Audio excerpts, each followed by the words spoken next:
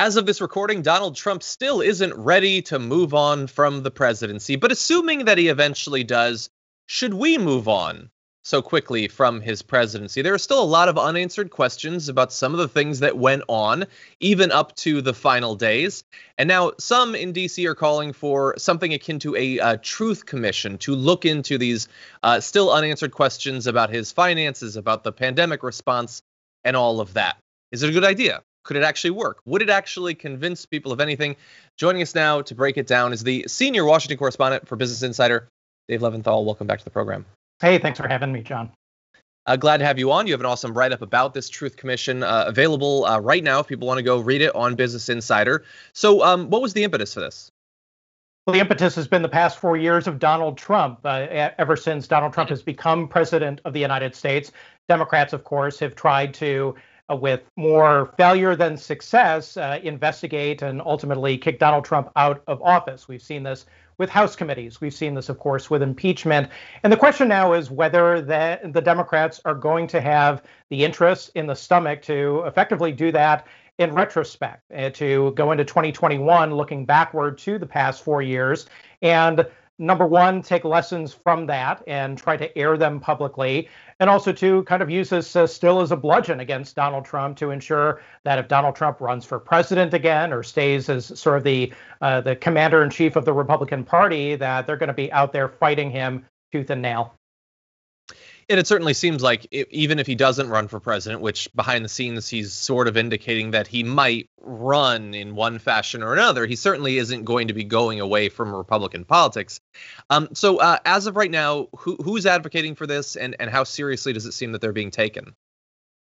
Well, right now, we talked to a number of different senators and members of Congress and the House in special interest groups, both on the far left and more moderate Democrats. And there's definitely very mixed opinions about this, John. You have some people who, on one hand, and we talked to, for example, Joe Manchin, who is not going to be mistaken as a far left liberal Democrat, about as centrist a Democrat as you get. He thinks it's a great idea. Talked to Rashida Tlaib, a representative from Michigan, who, of course, very progressive. She thought it was a good idea. So there are your bookends right there. And also talked to a number of different activist organizations and progressive organizations that felt like this is a necessary thing. The crux of their argument is that if we don't learn from the past 4 years, if we don't have a sort of independent, bipartisan airing of what has happened during the Trump administration, the old adage comes in that if you don't learn lessons from history, you are doomed to repeat them. So that is, again, going back to the impetus, another thing that's really animating and motivating this. So that's one side. The other side is Joe Biden. And ultimately, if you take him at his word that he wants to move forward and not effectively relitigate the past 4 years, and he's indicated that he wants to move forward in a major way, that's going to be a major stumbling block to any sort of truth commission that, mind you, would be in the vein of sort of what we saw after 9/11, after the 9/11 terrorist attacks, or after the BP oil spills, when Congress did, in fact, put together and support a bipartisan independent commission to do sort of a full airing that was on parallel with Congress, but not part and parcel of a House committee or whatnot. Yeah. So far, Joe Biden doesn't seem like he'd be super interested in that. But doesn't mean it would require his approval. But it's hard to imagine it existing and being taken seriously by Democrats in the Senate and the House if it didn't.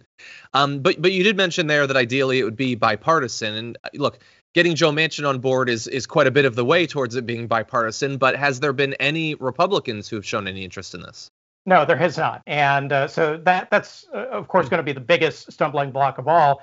All right, great. You can call it bipartisan. You can say that this is something that is nonpartisan.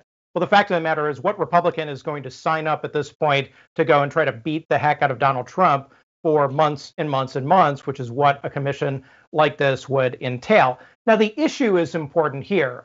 We asked the question a lot and put it to many people, both on the right and the left. What do you want to investigate? What exactly is the point of a commission like this if you go forward with it? And got a variety of answers. Some people are very interested in trying to get to the true bottom of how many norms Donald Trump has shattered, how many ethical boundaries that typically were in place for a president are no longer there and, in their opinion, would need to be put back and reestablished.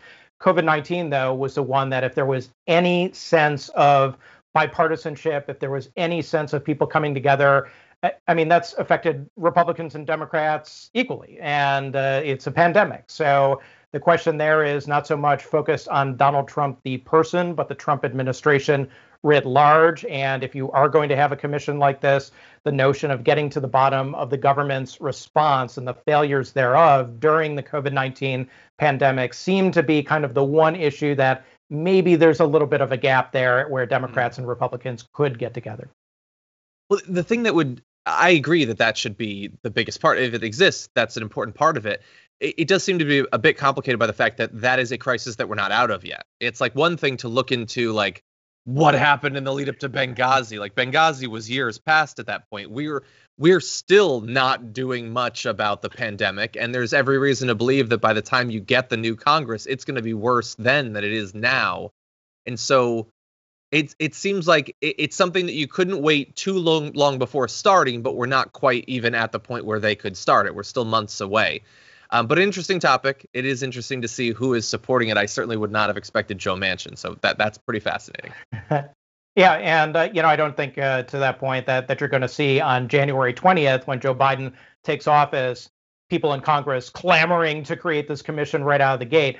I think what you're going to find out of the gate is, for example, the bill H.R. 1, which is a whole suite of ethics reforms and a big package of trying to, effectively undo much of what Donald Trump's administration has stood for. That's going to be out of the gate first. But the notion of a bipartisan commission, I would expect under any circumstance, that's going to wait a little bit.